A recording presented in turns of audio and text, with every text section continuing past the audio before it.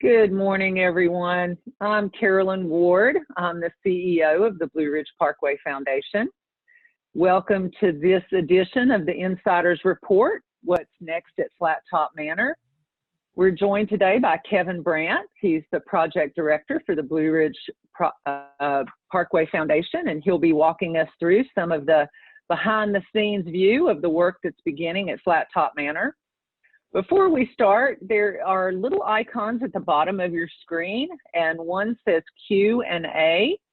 Please feel free to select that and submit any questions that you have during today's presentation. We will try to get to as many of them as we can. We will also be sending out this webinar recording to everyone that has signed up for it, and we'll be making it available on our website as well. So thank you all so much for joining us. It is indeed the moment we have all been waiting for. There has been a long time that has passed since the fundraising began for work to restore the iconic Flat Top Manor on the Moses H. Cone Memorial Estate. And today you're going to get some behind the scenes look at some of the work that has just started to renovate the exterior of Flat Top Manor. You know, there's many steps to restoring a iconic historic icon like Flat Top.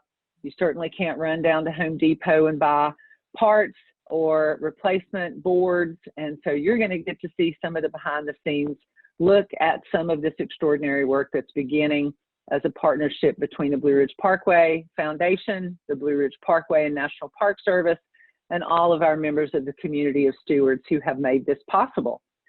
So without any further ado, I'd like to turn it over to Kevin Brandt, Project Director for the Blue Ridge Parkway Foundation. Welcome, Kevin. Thank you, Carolyn. I'm going to turn off my video and we'll jump right in here and get going. This is a very exciting time here at Cone Manor. Although we're not here today to talk about the cultural history of Flat Top Manor, if you are interested in finding more information about the cones and the estate, you can find it on our YouTube channel. Just search for Blue Ridge Parkway Foundation. So let's jump right in. I got to tell you, I love restoration projects. And not only is that a reflection of my love of history, but it's probably more so a way for me to share, celebrate, and perpetuate the craftsmanship that went into the original construction, as well as all the interim campaigns of maintenance and preservation. Most of you know that I recently retired from the National Park Service after a 40-year career that involved restoring dozens of historic structures, from the Old Faithful Inn at Yellowstone, and the Bryce Canyon Lodge in Utah, to bathhouses in Hot Springs National Park, to restoring masonry aqueducts and lock houses at the C&O Canal, where I retired as superintendent. When it comes to restoration, I liken it to putting together a puzzle. The same care and craftsmanship that went into creating Flat Top is now going into its restoration. Work started on December 3rd, and within just a few days, this was the scene. This work may be the largest and most comprehensive exterior restoration of Flat Top Manor in its 120-year history. And it's all being made possible by donations from our community of stewards and funding from the National Park Service. From the Widow's Walk to the front porch decking and all the columns, balusters, and windows in between, this will be a comprehensive restoration. This was Flat Top Manor yesterday, December 14th. All of the railing and balusters have been disassembled. All the windows have been removed. Most of the columns are gone, and only the corner posts remain at the third floor Widow's Walk. Believe it or not, this is a sign of real progress. The National Park Service is bringing its A-team to this project. The project is being managed by the Denver Service Center of the National Park Service. The Denver Service Center handles all the major planning, design, and construction projects in all of the national parks, including places like the Statue of Liberty, Yosemite, Everglades, and Independence Hall. In fact, our DSC project leadership team is also currently leading restoration projects at the White House and the Lincoln Memorial. The actual design and construction team that DSC is leading includes Leolio Architecture from Charleston, South Carolina, and the prime contractor, Ritz Construction from Frederick, Maryland. Interestingly, Ritz is a woman-owned small business, which seems entirely appropriate given Bertha Cohn's decades of management of the estate. Today, we'll be talking about the items listed there in bold. The Ritz subcontractors currently involved with this project include Double Hung LLC out of Greensboro, North Carolina, carpentry and millwork subcontractor Finish Point Incorporated out of Knoxville, Tennessee, and painting subcontractor Hansel Painting Company out of Durham, North Carolina. Completing large-scale projects lists like this requires lots of coordination. During the pandemic, that means taking special precautions like holding team meetings outside. So let's start with the columns. The columns are a particularly important structural component of the manor as they hold up the porch roof. After the installation of temporary shoring, each column will be marked with a number and then carefully removed and its parts disassembled. There are 4 parts to each column: the capital, the fluted shaft, the base, and pedestal. Each of the 4 pieces will be evaluated and receive individualized preservation treatment. And that's no small task. Each piece of the column will need individual attention. Each will be stripped of old paint, repaired, and repainted. Repairs may be in the form of Dutchman, where a new piece of wood is introduced for the rotten or missing wood. Alternatively, the use of an appropriate epoxy may be the best means of making a repair. Either way, all of this will be done in a controlled environment over the winter. This will ensure that both the repair work and painting will have a longer life cycle. Many of the columns are original to the 1899-1901 period of construction. Over the course of all those years of service, the pedestals, bases, shaft, and capitals have evolved through numerous repairs. Interestingly, the column shafts are generally a straight fluted shape, but there are several that are tapered. The condition of each column is critically important to holding up the roof of the porch. This column shaft is made up of tongue and groove staves. Inside the red circle, you can see a stave joint that is in good condition. In this photo, you see 2 different vintages of column shafts. The one on the left has tongue and groove staves, while the one on the right is much newer and does not have the tongue and groove. The staves in the right-hand shaft are held together with an adhesive. In this video, Nick Ritzer of Ritz Construction in the back and David Hoggard of Double Hung in the foreground have a conversation about what direction to take the restoration of the pedestal bases. I'm very impressed with their observations and thoughts on preservation treatment options. In my experience, not all contractors bring the wealth of knowledge and expertise to a project like this.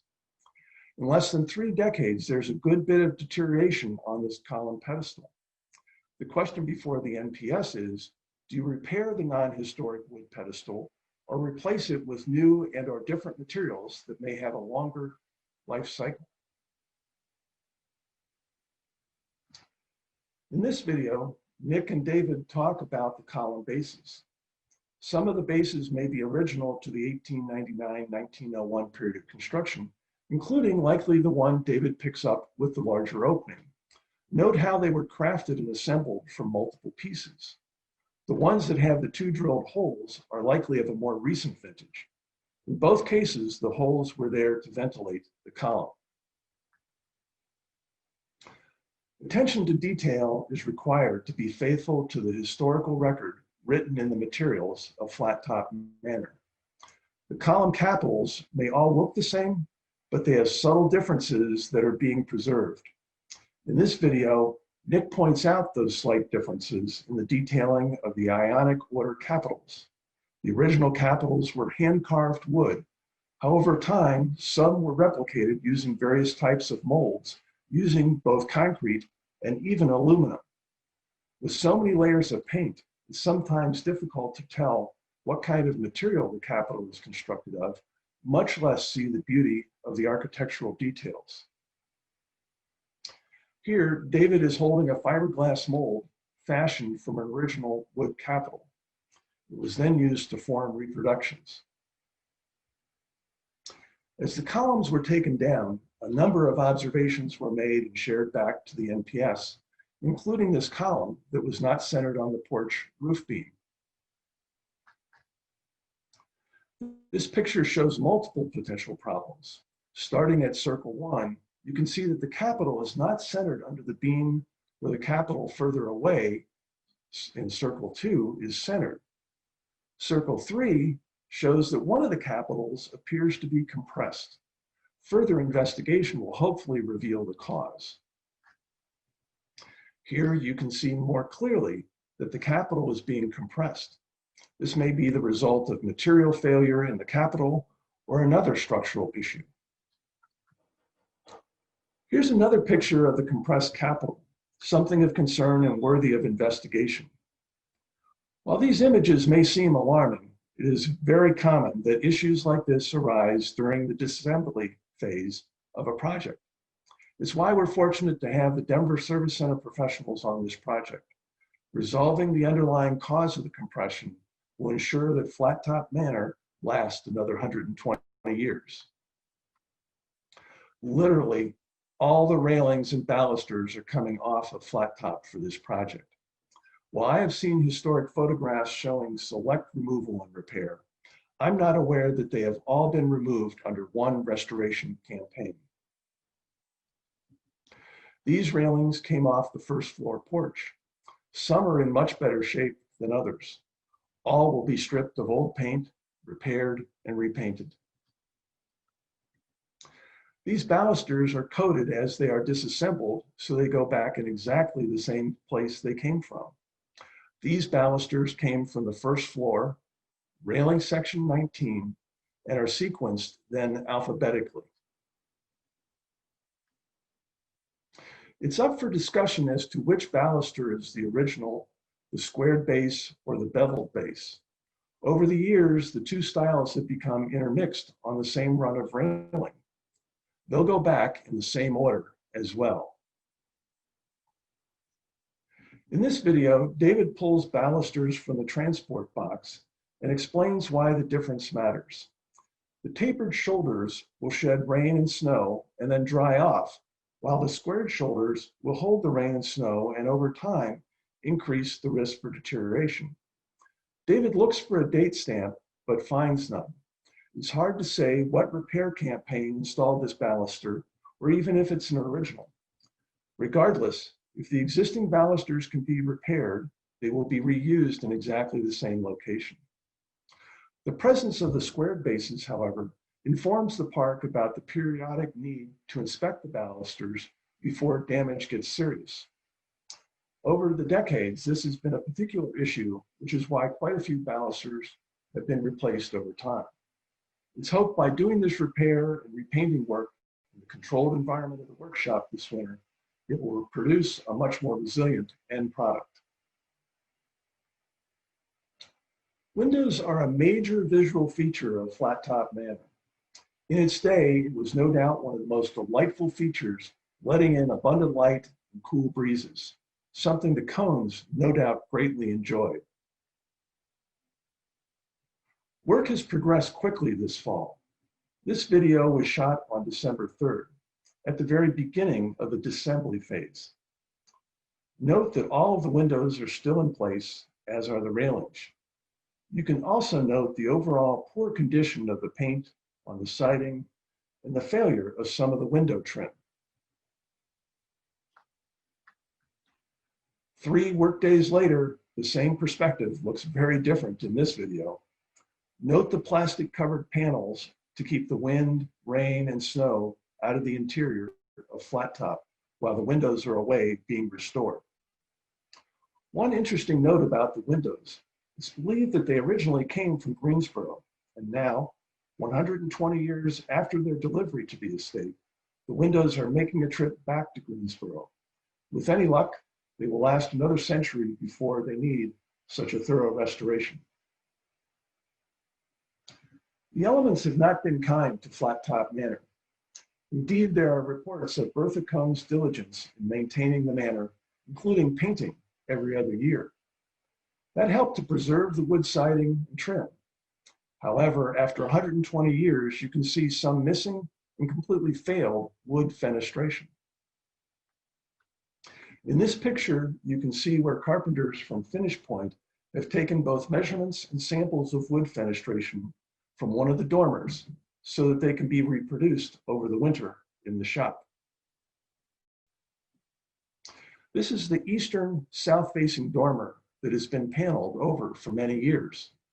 The parts of the original window were unknown until recently. They were found in the basement, and they will be restored. These two sashes are in fact the missing window. They'll be repaired and placed back in the dormer next spring.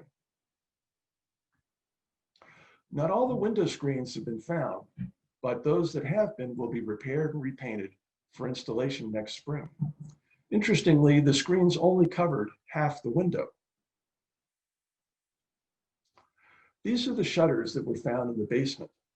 When they were measured, they did not seem the right size for the flat top windows.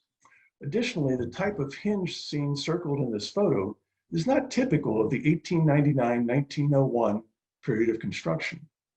Nevertheless, historical research confirms these were on the second floor south elevation windows, but there's some uncertainty as to when they were first installed. Further investigation revealed that this hinge matches the impression left on the window jamb in this next photo. You can just barely make out the outline of what may have been the hinges we saw in the last photo. It's on questions such as this that it's good to have DSC and Leolo working on this project. Along with the park staff, they'll make sure that the restoration is done correctly. We're not just hanging shutters on the manor just because they were found in the basement. Co-located with a custom woodworking shop, Double Hung's shop in Greensboro, North Carolina is a busy and noisy place. It's here that the balusters, columns, and windows will be restored for the next century of service. Some of this equipment is nearly as old as the windows themselves.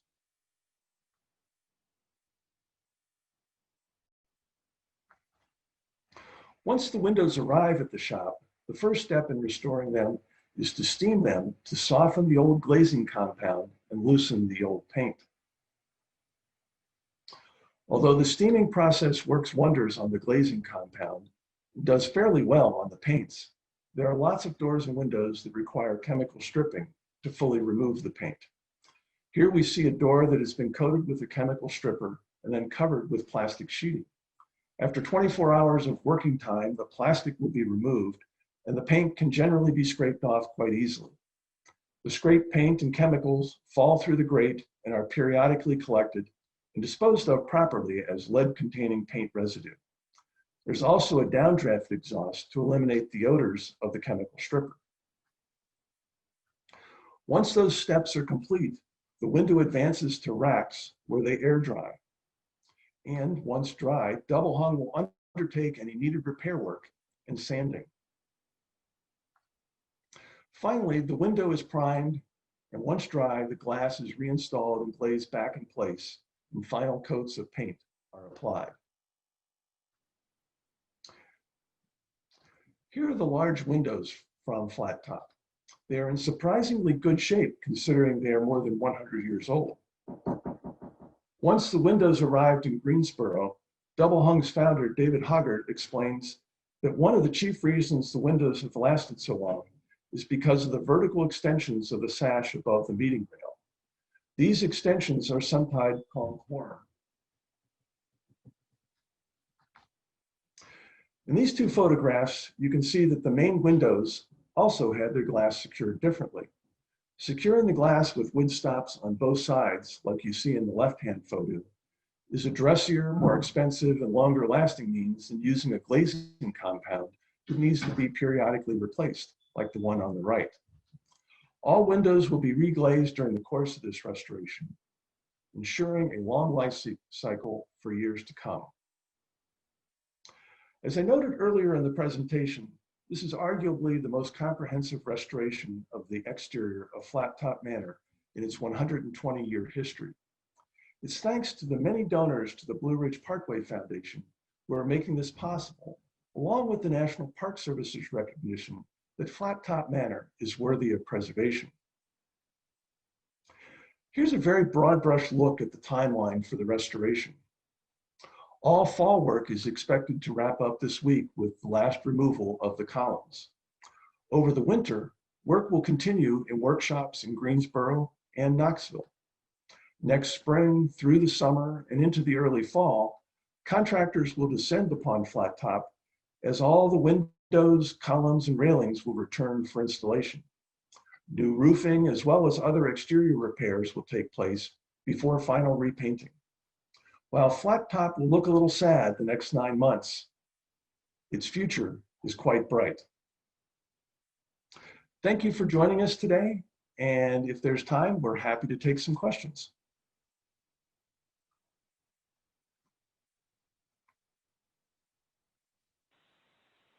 Kevin, thank you so much for that presentation. It is amazing to see the extraordinary work that is taking place at Flat Top Manor. It's heartening to see the care that everyone is taking in doing this kind of a restoration project. Looking at the differences in the columns and some of the window elements, it's clear that there's going to be a lot of nuance and detail to this project. And so thank you so much for your work and the work of the Denver Service Center and of the National Park Service. So we have a few questions. The first question, and I think we talked about this, but can you just review what the overall cost of the project is? Sure. The cost is a little less than $2.4 million. And that includes the full scope of work that we've seen described here, including lightning protection, which I didn't mention, but there are those elements that will be undertaken next spring. Great. And that's one of the questions we had was related to that. Will the Manor House be open next summer to visitors? And does that include the Guild and the National Park Service desk? The staff at the Blue Ridge Parkway and the contractor and the Denver Service Center are working hand in glove to ensure that the Guild and America's National Parks will be able to be open, as well as visitors be able to come into at least the lobby space of the Manor next spring. Pretty much on schedule. Well, that's really good news because there's a lot of people asking questions about being able to come into the house next summer. So when do you anticipate, I know you went over the time frame, so do you think that all work will be completed by the end of next year?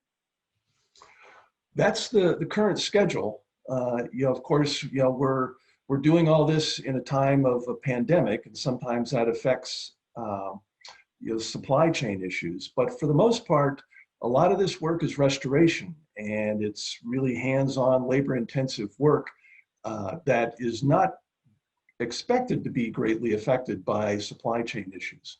So yes, we anticipate and have discussed with the contractor finishing next fall. Fabulous. And someone wanted to know what you anticipate being or has already been the most challenging aspect of this type of renovation. Well, the challenge is anticipating things that you don't expect. And frankly, contractors and the Denver Service Center, Leolio Architecture, those folks who have done restoration projects like this in the past are forward thinking in terms of looking for problems that they don't yet see. And it's things like the columns that are not centered on the roof beam or the compressed capital. Contractors and the architects are looking for those kind of things because they're signs of maybe other issues that they'll have to address, which they may not fully understand at this point. And based on the conversations that I've been a party to while I've been on site, The contractors and the architects and the staff from the Denver Service Center are really looking out for these kind of things so that even if surprises do arise, they're fully prepared to take action and resolve the problem. Fabulous. And then we've had a lot of questions about funding and donations and costs. And so I'll answer the question this way. The cost for the renovation of the manor house itself, the $2.3 million that Kevin referenced, that money is covered, and it has been covered by generous donations of our community of stewards, by matching money from others, from the regional National Park Service office and from the Washington office of the National Park Service. All have contributed to this project to make it reach the 2.3 needed to do the complete renovation and restoration. There are, however, other needs on the estate, and we will continue fundraising for those, work on the trails that we have committed to. There's an interpretive plan that has been created to do additional interpretive signage on the estate, to perhaps renovate or restore some of the recreation areas on the estate and tell the stories of those places, as well as interior work. And if you are interested in donating, you can go to our website at brpfoundation.org. And then someone asked a very specific question based on this picture, I'm guessing, of the railing out in front of the Cone estate. That part of the railing is not part of this exterior renovation. It was one of the first funded projects of the foundation, was to bring that railing, the balusters, back and install them in front of the manor house. And that's an example of the continued needs that the estate will have in the coming years, which is why we always need support from our community of stewards to do projects like this and others. And let's see if we have one more comment from someone that said, this has got to be one of the most impressive historic restoration projects in America, and he applauds the visionaries and donors who have made it possible. And then someone else asked about how the work would be continued to be documented. We will be continuing. We've worked with David Huff, a photographer from here in Asheville, to take images. We'll continue to be on site working with contractors to document and be able to show all of you the progress of the renovation and the restoration of Flat Top Manor over time. So we are out of time, and I would like to thank you all so much for joining us. Again, this has been recorded and will be made available on our YouTube channel and sent out to everyone who was on this call. If you ask a question and we were unable to get to it during this time period, we're going to try to send some of those answers out to all of those that participated on this call, so you'll get the questions and the answers that we were unable to address during this time. So once again, thank you all so much. I hope you're having a fabulous day, and perhaps we'll see you one day at Flat Top Manor. Thank you.